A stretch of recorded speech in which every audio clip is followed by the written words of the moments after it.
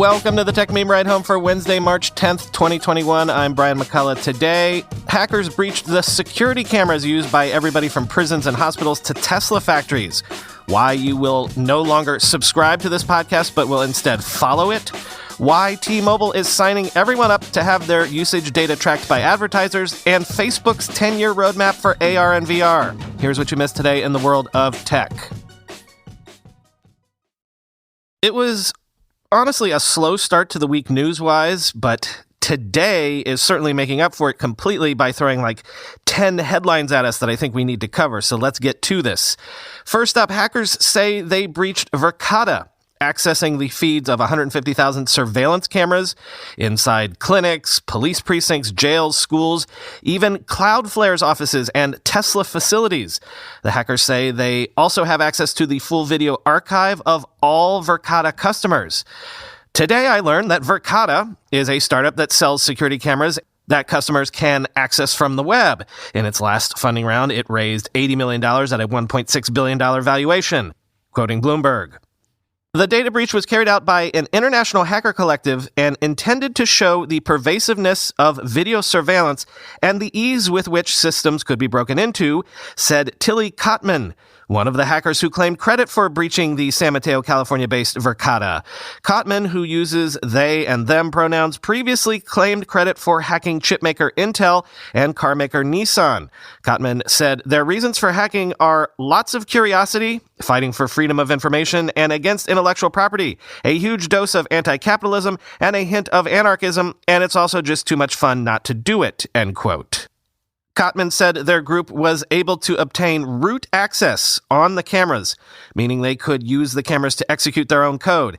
That access could, in some instances, allow them to pivot and obtain access to the broader corporate network of Verkata's customers, or hijack the cameras and use them as a platform to launch future attacks. Obtaining this degree of access to the cameras didn't require any additional hacking, as it was a built-in feature, Kotman said. The hackers' methods were unsophisticated. They gained access to Verkata through a super admin account, allowing them to peer into the cameras of all of its customers. Kotman said they found a username and password for an administrator account publicly exposed on the internet. After Bloomberg contacted Verkata, the hackers lost access to the video feeds and archives, Kotman said. The hack, quote, exposes just how broadly we're being surveilled and how little care is put into at least securing the platforms used to do so, pursuing nothing but profit, Kotman said. It's just wild how I can just see the things we always knew are happening, but never got to see, end quote. Kotman said they gained access to Verkata's system on Monday morning, end quote.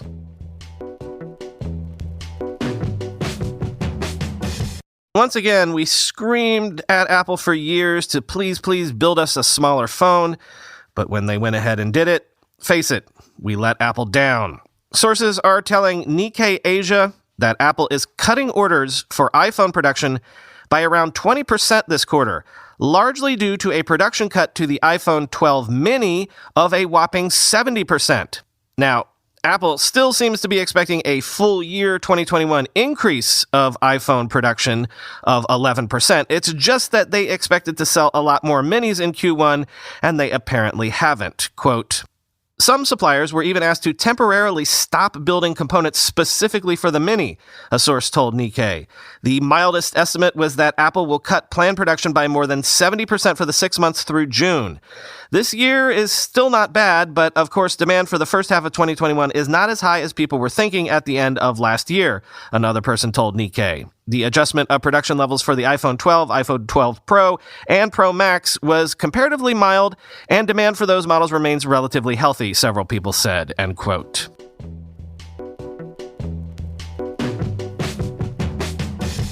Google has added features to ChromeOS that will let Android users control aspects of their phone.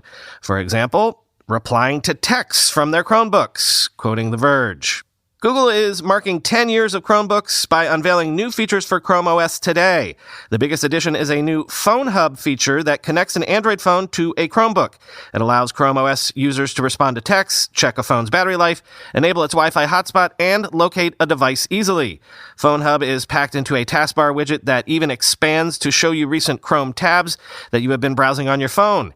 It looks like it will be a super useful feature for Android and Chromebook users. Google is also enabling its Wi-Fi Wi-Fi sync feature on more devices, allowing you to connect to Wi-Fi networks you've already configured and used on your Android phone and other ChromeOS devices. Another significant addition to ChromeOS is nearby share between Chromebooks and other Android and ChromeOS devices. Much like AirDrop, nearby share will let people send and receive files between devices. Google says this will arrive in ChromeOS in the coming months, finally providing its laptop OS with a full AirDrop competitor, end quote.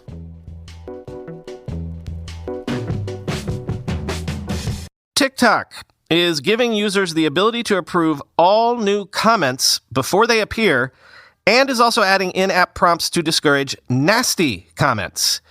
Wait, you mean you can proactively attempt to stop people from being mean online? How come nobody told Twitter this 10 years ago? Quoting Engadget. With the change, new comments will be hidden until the account owner approves them. The company notes that it already lets users filter comments based on keywords, but that the new setting provides an additional layer of control. TikTok is also adding a feature meant to proactively stop bullying before it happens. When it detects that a particular comment may break its rules, the app will prompt users to reconsider before posting. The feature is similar to one created by Instagram, which warns users when it detects a potentially rule-breaking remark. Like Instagram, TikTok won't prevent users from posting the comment in question, but will give them the opportunity to change their words, end quote. Apple Podcasts is dropping the word subscribe, at least in the iOS 14.5 version. And instead, it's going to use the word follow. They're doing this because research shows subscribe is a word that signals something you pay for to a lot of people. So I guess now I need to start asking people to follow this show, quoting Pod News. This seemingly small change could dramatically affect the industry. Tom Webster from Edison Research says 47% of people who don't currently listen to podcasts think that subscribing to a podcast will cost money, describing it as a stone in the shoe of podcasting's growth run. He tells Pod News, quote, "Today, Apple, Spotify, and YouTube are the three most widely used services to play podcasts, and now the word subscribe means automatically download for free in exactly none of them. Podcasters will have no choice but to adapt their language accordingly or risk confusing listeners," end quote. Even more impactful, from a bottom line perspective, at least if you're a professional podcaster like me, is the news this morning that going forward, Apple Podcasts app will now not automatically download new episodes when you follow a podcast. In essence, even if you follow a show, every time you press play on an episode, you'll basically be streaming that episode live unless you specifically select the option to download ahead of time. This could have a huge impact on podcast download numbers.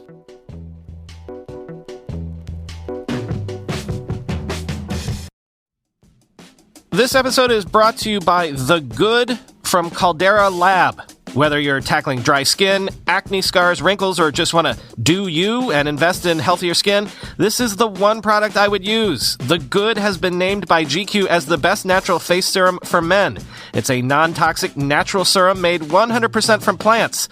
The Good is for all guys and all skin types. It works great with a beard, bald head, or dry scalp, keeps it all nice and shiny and moisturized. It's easy to use. Simply apply the Good to dry, clean skin. It's proven to work if applied every night, but you can also use it in the morning. Customers rave about it because it doesn't cause breakouts and it doesn't go on greasy. I know that's why I have avoided skincare for my face in the past. You don't want to feel like you're wearing face paint all day long or have it on your pillow. Best of all, you can try The Good 100% risk-free. If you don't love it, they will refund you in full. Right now, Caldera has a special offer for our audience. Receive 20% off your first Caldera Lab purchase of The Good. Go to calderalab.com and use discount code TechMeme. One word, all caps, at checkout. That's calderalab.com and use code TechMeme. One word, all caps, at checkout for 20% off your first order. You trust Uber as a way to request rides and order meals from restaurants you love, but did you know about Uber's platform designed specifically for businesses? Over 160,000 companies use Uber for Business to improve customer and employee satisfaction. Having a hard time getting people to show up or stay engaged in virtual team meetings or events? With vouchers from Uber for Business, you can add $20 to their personal Uber accounts so they can easily order meals through Uber Eats before the meeting. Want to make your customers love your business even more? Offer them a voucher for a free meal or ride when they make their first purchase or spend a certain amount. Any company can sign up for free and immediately start delivering extra value to the people who matter most to their business. Vouchers are simple to send and redeem. Vouchers are shared via email or text and can be redeemed with a single tap. Right now, Uber for Business is offering companies a $50 voucher credit when you spend your first $200 with vouchers. Go to uber.com/techmeme to learn more. That's uber.com/techmeme for a $50 voucher credit. Uber.com/techmeme. Terms and conditions apply. This is cute. In a privacy policy update, T-Mobile says it will now automatically enroll everybody, all of their subscribers, into an ad program that is informed by those users' online activity. This begins April 26th, and apparently you can opt out, so opt out now, quoting the Wall Street Journal. The number 2 U.S. carrier by subscribers said in a recent privacy policy update that unless they opt out, it will share customers' web and mobile app data with advertisers starting April 26. For example, the program could help advertisers identify people who enjoy cooking or are sports enthusiasts, the company said. T-Mobile's new policy will also cover Sprint customers acquired through the carrier's 2020 merger. Sprint had previously shared similar data only from customers who opted into its third-party ad program. A T-Mobile spokeswoman said the changes give subscribers advertising that aligns with their interests. Quote, "We've heard many say they prefer more relevant ads, so we're defaulting to this setting," she said, end quote. Really? Name me one person. Find me one person who ever in the history of the world said, "You know, I love ads. The only thing that I don't like about them is that they're not relevant enough to my interests." Every marketer says something similar to this every time they do dirty stuff like this, but it's just a bald-faced lie.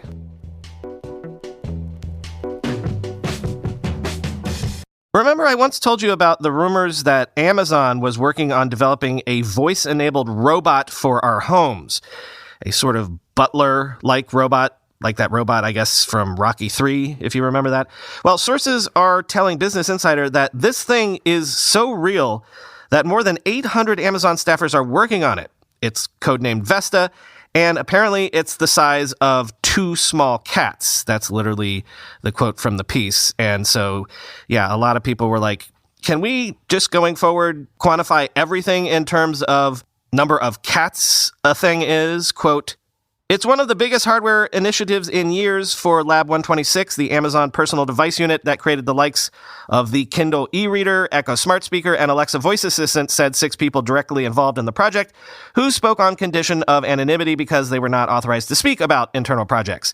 It's a risky bet for Amazon, which started developing Vesta about 4 years ago as a top priority. While Amazon envisions big things for Vesta in the smart home space, some insiders question whether it's the right call to be spending so much time and resources on what could end up being a niche, gimmicky product, or worse, a failed project like the Fire Phone that cost Amazon $170 million in write-offs in 2014. People are very skeptical. "We're worried it could turn into another Fire Phone," one of the people told Insider.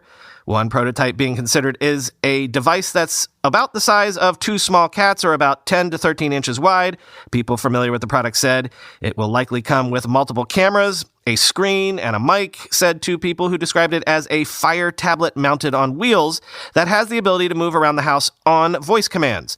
Amazon could add new features by allowing plugins and widgets that can measure home temperature, air quality, and humidity, according to people familiar with the discussions. It is also planning to include a small compartment to the device so it can carry objects, as well as fire detection and home security technology using its cameras and sensors. It could also add a waist-high retractable pole with a camera that moves up and down, these people said. The vertically moving camera could be used to find missing items like keys and wallets in the home using computer vision, one person added, end quote. And Facebook has been on a bit of a PR campaign recently telling the world about its ambitions in the AR, VR space. I encourage folks to listen to the Mark Zuckerberg interview on the recent podcast episode from The Information. And now there's a whole blog post from Facebook Reality Labs discussing its 10-year vision for AR glasses, which they're apparently developing. Basically, they eventually want this to work alongside a wristband to measure hand and figure gestures, so maybe this squares the circle in terms of those rumors of Facebook getting into wearables that we heard recently. Quoting CNET. Facebook looks like it's breaking up its neural input advances into two waves. One, a nearer-term development, uses wrist-based input combined with usable but limited contextualized AI. Facebook is planning a deeper dive conversation next week with more details on that research. It's also promising details on soft robotic research, comfortable all-day wearable devices, and work on haptic gloves later in the year. Neural input tech measures electrical impulses in the body, through the head to the arms, most often, to convert signals into inputs. Facebook acquired neural input company Control Labs in 2019, but the technology hasn't shown up in any Facebook product yet. Facebook is specifically looking at wrist-based EMG, electromyography, as the way the company could explore what could be a wristband-type device first, and then haptic gloves or more expansive wearables later. Maybe this wrist-worn neural input device could eventually dovetail with reported plans for a Facebook smartwatch. Facebook's AR/VR product head Andrew Bosworth told CNET earlier this year that the arrival of neural input tech was, quote, sooner than many people think, but still several years away from appearing in a consumer product. A recent interview with Mark Zuckerberg published by The Information also discussed the promises of neural input tech as a solution for future smart glasses, end quote.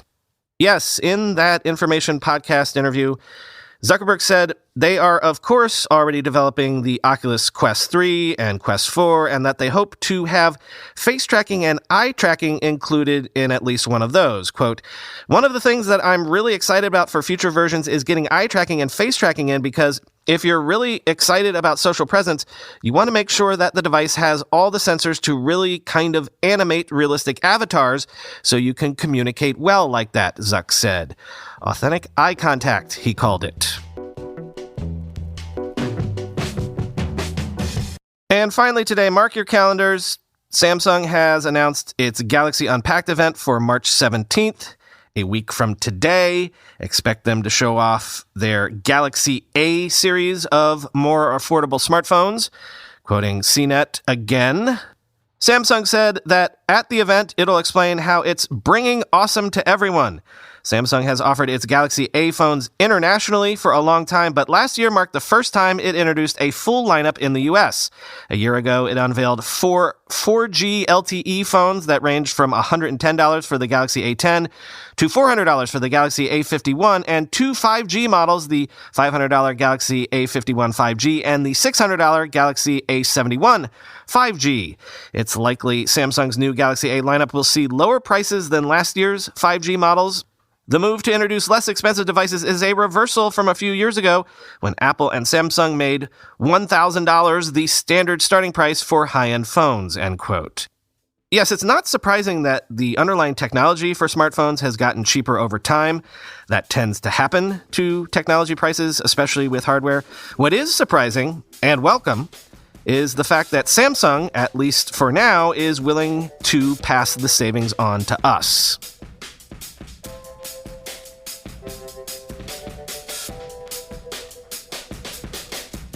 So, FYI, I got my first COVID shot on Sunday. The first shot of the Pfizer COVID-19 vaccine.